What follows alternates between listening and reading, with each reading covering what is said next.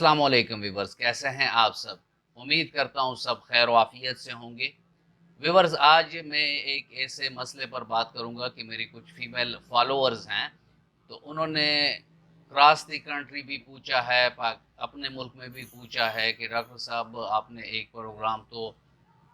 उस पर कर दिया कि अगर ब्रेस्ट की साइज़ कम है तो उसको किस तरह बढ़ाया जाए,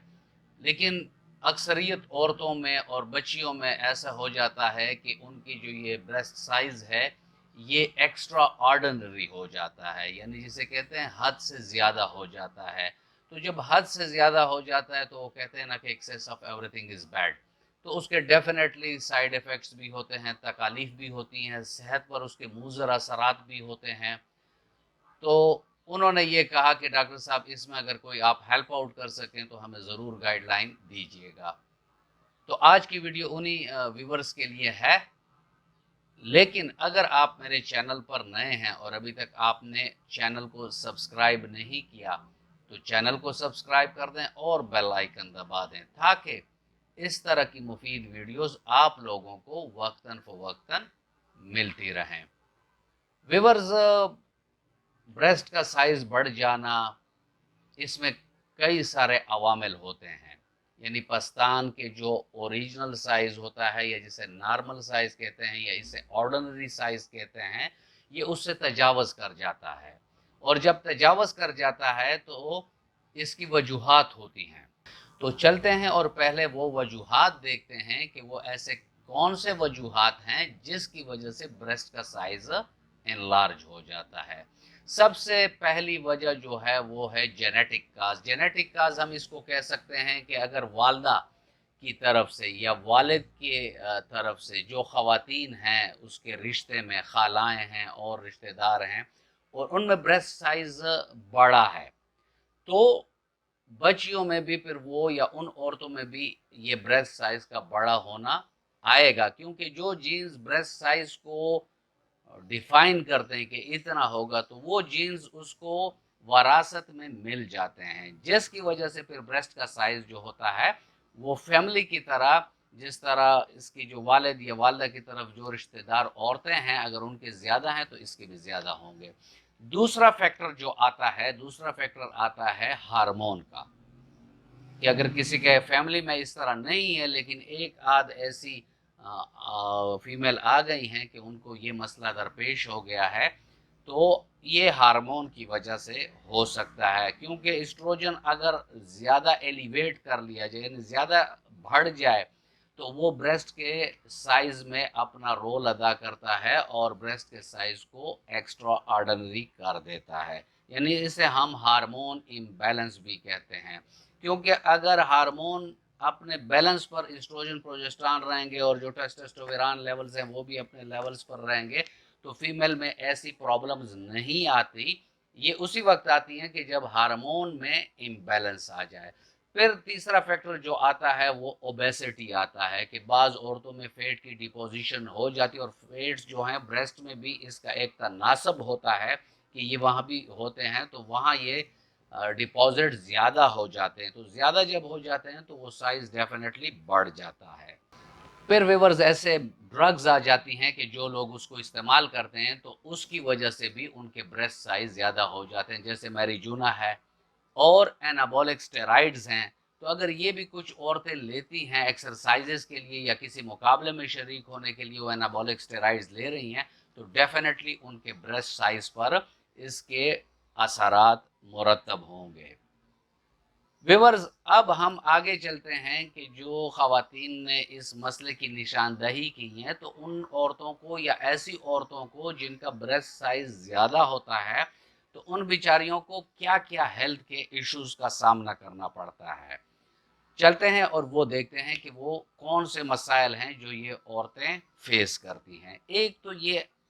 जो लाइफस्टाइल इनका होता है, कपड़े की सिलेक्शन, अगर वो रेडीमेड कपड़े ले रही हैं तो वो नहीं ले सकती due to extraordinary size of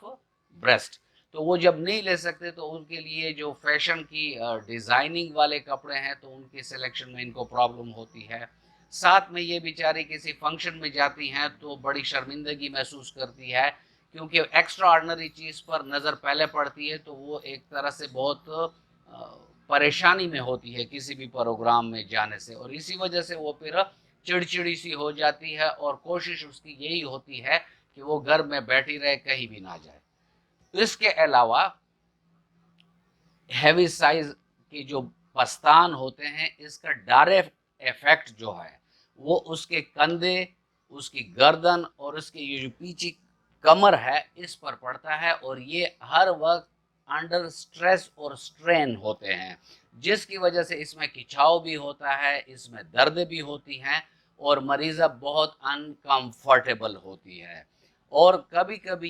ये भी होता है कि जो ब्रेस्ट के साइज हैं वो बहुत ज़्यादा है और उसकी वजह से जो चेस्ट में नर्व्स हैं उनकी कंप्रेशन हो जाए, या जो खिंचाव गर्दन की तरफ पड़ रहा है, सर्वाइकल जो वर्टिब्रिज हैं इसके इर्द गिर्द जो नर्व्स हैं उस पर पड़ रहा है, तो ऐसे भी होता है कि ब्रेस्ट में भी नमनेस आ जाती है, हाथों और उंगलियों में भी नमनेस आ जाती है, यानी सुन्न हो जाने वाली कैफियत आ जाती है।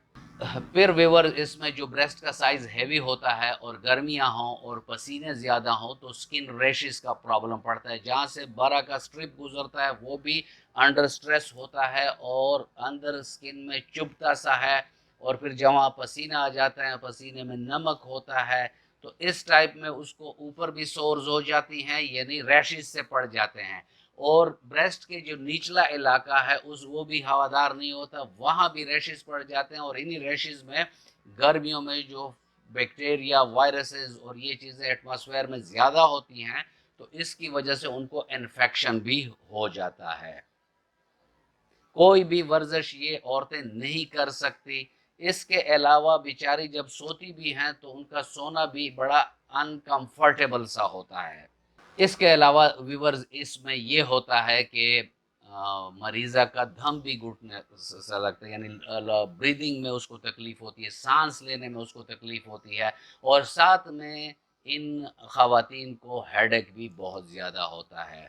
व्यूअर्स, आज की इस वीडियो में मैं आपको अलसेफ होम्यो रिजीम तो बताऊंगा ही कि उससे एक महीने में इंशाल्लाह रहमान उसके साइज़ में वाज़ेह फ़र्क आना शुरू हो जाएगा। साथ में मैं आपको फूड टिप्स में ऐसे बेहतरीन टिप्स बताऊंगा कि जो फीमेल के जो हार्मोन्स लेवल्स हैं उसको भी रेगुलेट करेंगी, अपने मुकाम पर लाएगी, और जो मसले हार्मोन इम्बैलेंस से बन रहे हैं और ब्रेस्ट का साइज बढ़ रहा है तो वो भी विद इन नो टाइम ठीक हो जाएगा, यानी अलसेफ होम्यो रिजीम। और साथ में अगर वो फूड वाले टिप्स आप यूज़ करती हैं तो आपका मसला एक महीने में बहुत हद तक हल हो जाएगा। चलते हैं और पहले देखते हैं कि अलसेफ होम्यो रिजीम में वो कौन सी अद्वियात हैं कि जो आप अगर इस्तेमाल करेंगी तो आपका मसला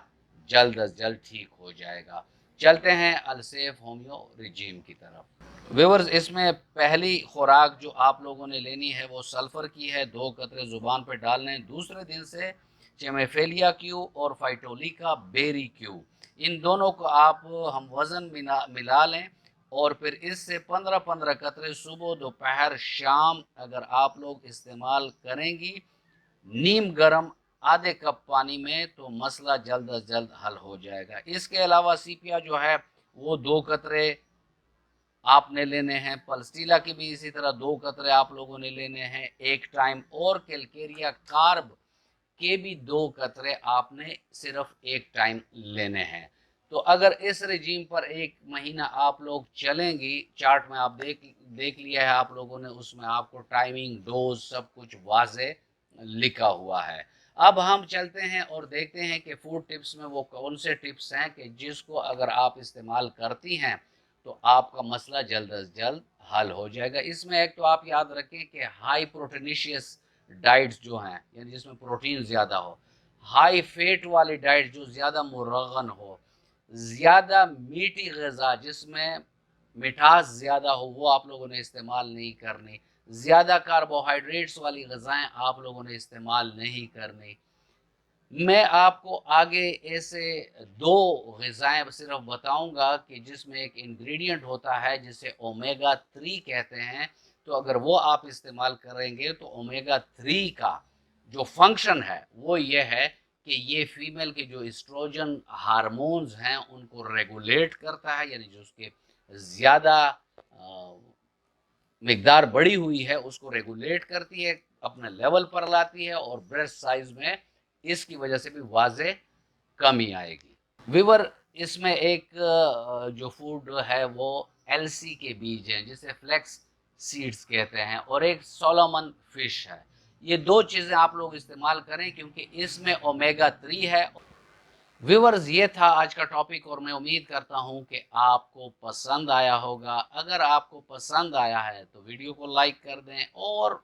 इसको स्पेशली अपने फीमेल सेगमेंट में इसको प्रमोट कर दें, क्योंकि ये एक ऐसा मसला है कि बेचारी हमारी पर्दादार ख़वातीन ये मसला बयान भी नहीं कर सकती हर एक से, और शर्मिंदगी भी इनको होती है, और वो बेचारियाँ इस तकलीफ़ के साथ उम्र गुजारती हैं। तो उनके नॉलेज में ये बातें आएंगी कि ये काबिल इलाज है और इसका इलाज मुमकिन है, तो इनके साथ आप डेफिनेटली इसको शेयर कर दें। मिलते हैं किसी ऐसी ही अच्छी वीडियो में, तब तक के लिए इजाज़त। अल्लाह हाफ़िज़।